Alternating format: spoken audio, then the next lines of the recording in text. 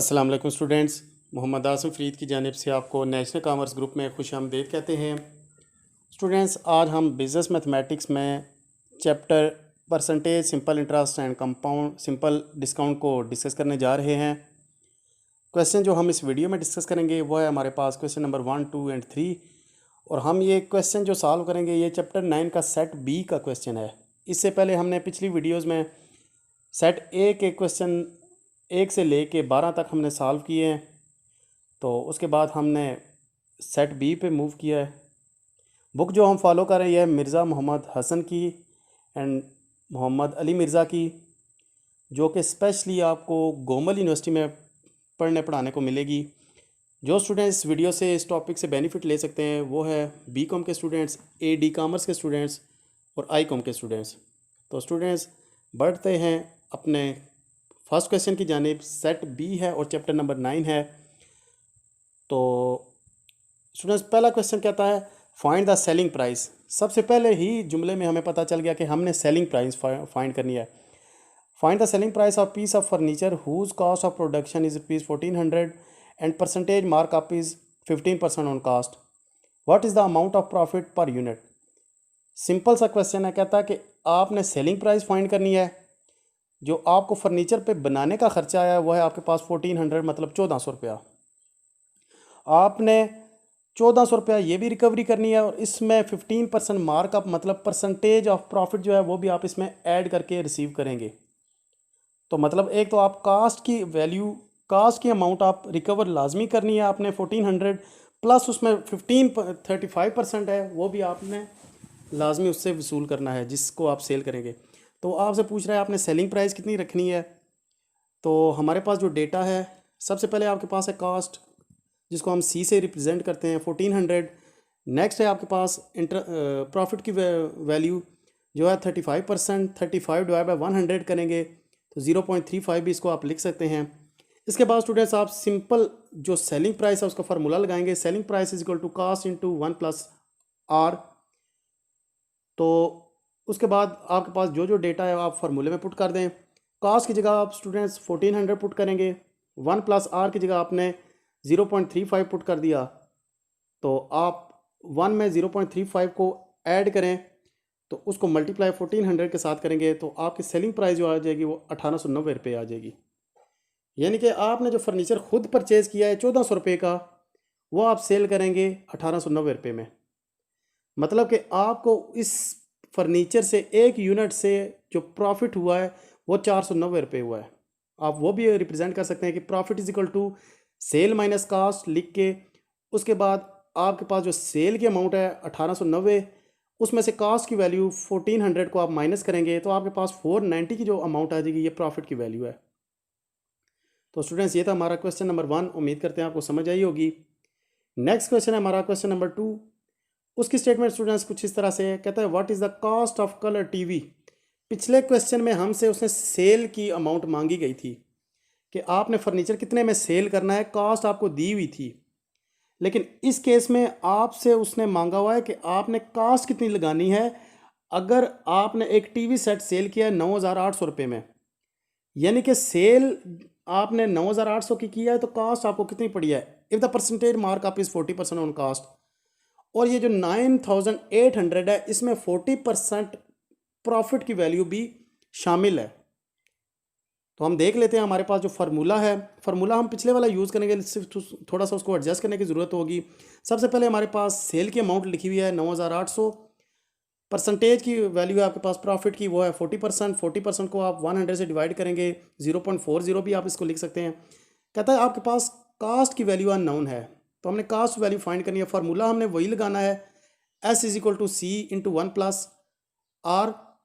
आपके पास फार्मूले को एडजस्ट करेंगे तो आपके पास फार्मूला हो जाएगा C is equal to S divide by 1 plus R. तो स्टूडेंट्स आपके पास S ये 5 नहीं है, ये ऊपर 5 नहीं है, ये S है। तो उसके बाद आपने जहाँ पे S है वहाँ पे सेलिंग प्राइस की जगह आपने 9800 पुट कर दिया divide by 1 plus R. R है आपके पास 0.4, 1 में ऐड करें 0.4, 1.4 आ जाएगा। उसको 9800 के साथ डिवाइड करेंगे आपके पास कास्ट की वैल्यू आ जाएगी 7000। यानी कि टीवी सेट की जो खुद आपकी कास्ट आई थी 7,000, आपने उसमें 40% रुपीज़ और ऐड करके वो आपने टीवी सेट सेल कर दिया है 9,800 रुपये में। बिल्कुल सिंपल सा क्वेश्चन था स्टूडेंट्स, उम्मीद करते हैं आपको ये क्वेश्चन भी समझ आया होगा। नेक्स्ट क्वेश्चन है हमारे पास, क्वेश्चन नंबर 3। कहता है after a markup of 25% on sale A watch is sold ₹1,250। कहता है एक हमारे पास एक वॉच है, एक घड़ी है, जिसको हमने 1,250 रुपये में सेल किया है और 1,250 रुपये में 25% उसका प्रॉफिट भी शामिल था। पहले पार्ट में हमसे मांग रहा है कि आप उसकी कास्ट फाइंड करें। दूसरे पार्ट में हमसे मांग रहा है स्टूडेंट्स, कहता है what is the percentage markup on sale if the cost price of the watch would be have been ₹875। दूसरे नंबर पे हमसे वो परसेंटेज मांग रहा है कि अगर आपने वही घड़ी, आपने उसकी कास्ट प्राइस थी 875 रुपये, आपने उसको सेल किया 1,250 रुपये में, तो कितने % आपने उस पर प्रॉफिट अर्न किया है। दूसरे पार्ट में उसने सेल भी दे दिया है, सेल की अमाउंट भी दे दिया है, कॉस्ट प्राइस भी उसने दे दिया है। तो उसके बाद स्टूडेंट्स हमने उसमें परसेंटेज की वैल्यू फाइंड करनी है। तो अगर आप पहला पार्ट सॉल्व करें तो उसमें आपके पास परसेंटेज दी हुई है प्रॉफिट की 25%। उसके बाद आपके पास जो सेलिंग प्राइस है 1,250 रुपये, हमने फाइंड करनी है कॉस्ट। तो स्टूडेंट्स आपको बताया था कि आपके पास जो मार्कअप है इसके दो मेथड्स हैं।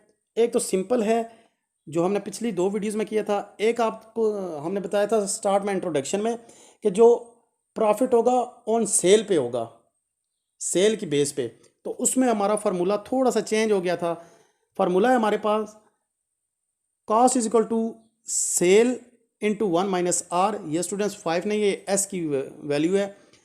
तो उसके बाद आपने फार्मूले में वैल्यू पुट कर देनी है। Cost is equal to sale की जगह आपने 1,250 पुट कर दिया। 1 - की वैल्यू आपके पास 0.25।